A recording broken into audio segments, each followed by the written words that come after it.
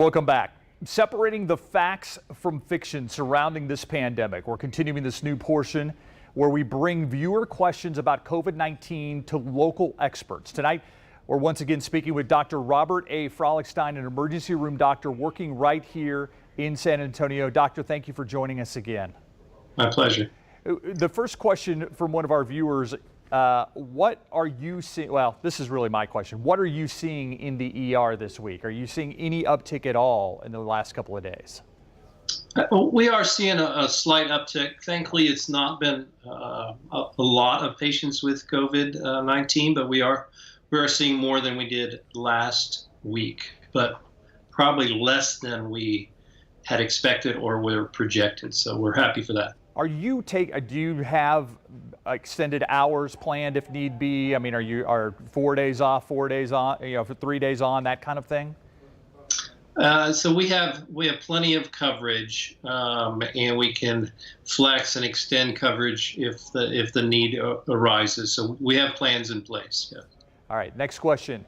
We talked about this a little bit at 6 o'clock. Is it frustrating seeing false claims being made on social media? And I brought up the fact that just in the questions that we've been getting, I think we get a question every other day about, can this disease be spread by mosquitoes?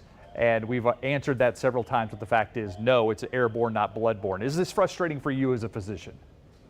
It certainly is frustrating to see the amount of misinformation out there. It's the world we live in, though, now with the social media, and everyone has an opinion and wants to express it, and then that catches on. So I think the thing to do is to look to reliable sources of information. And the most reliable, the CDC's website itself, correct? Yes, sir. Yeah. Is there a test you can take that will tell you whether you've had the virus, even if you've recovered, and whether you have any immunity to it? Yeah, so what you're referring to is an antibody test, and it is just starting to come out. And we really have very, very limited use of it. And we have some, I think, at the hospital are really just trying to figure out how to best use it given the limited supply. But it's coming. It will be probably weeks before it's widely available, but it's coming. Okay. Can you get COVID-19 through your eyes since they are moist and have secretions like tears and the like? Yes, you can. I mean, the chances of you getting it with only eye contact is less than nasal contact or mouth contact, but it certainly can happen. That's why you see the pictures of healthcare professionals working with face shields and masks and stuff. So yes, it can get transmitted through the eyes. Yeah, that's why the personal protective equipment is so important. Yes, sir. When do you think we'll be getting back to normal? And what will normal look like? Yeah, that's the $1 million question, right? I think maybe a better way to phrase it is what has to happen for us to return to normal.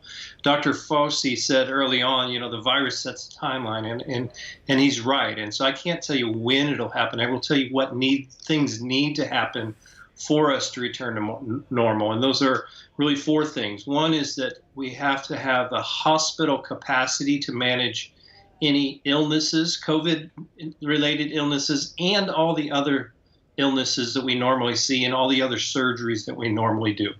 We have plenty of capacity right now, but we're not there yet. We haven't opened up elective surgeries and all that. Second thing is we need to be on the downslope of the curve and consistently on the downslope of the curve, probably 1 to 2 weeks of continued downward trends on the curve.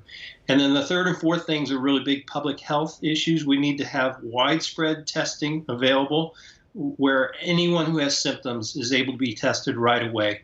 And then to go along with that, and the fourth thing is when we have a person that is tested positive for the illness, we have to have the means to be able to isolate that person and do the contact tracing to find out everyone they've come into contact with recently and either isolate or quarantine or test those people as well. And, when that's going to happen, it's hard to predict, but those are the things that need to happen before we can return to normalcy. My final question for you tonight, are you at all concerned that people who maybe should be going to the emergency room for things other than COVID-19 are not going because of the fear of COVID-19, whether it be chest pain or other things going on? I am concerned. I think it's been better the last few days, but for a while there, we went for several days without seeing a heart attack, and that's just unheard of. So we urge you, please come in if you need to. We can keep you safe. We can keep you. We have processes in place to keep you in a area that won't be contaminated with the virus that causes COVID. Dr. Robert Frolichstein, local ER doctor working at Methodist. Thank you very much for your time tonight. I appreciate it. My pleasure. We'll be right back.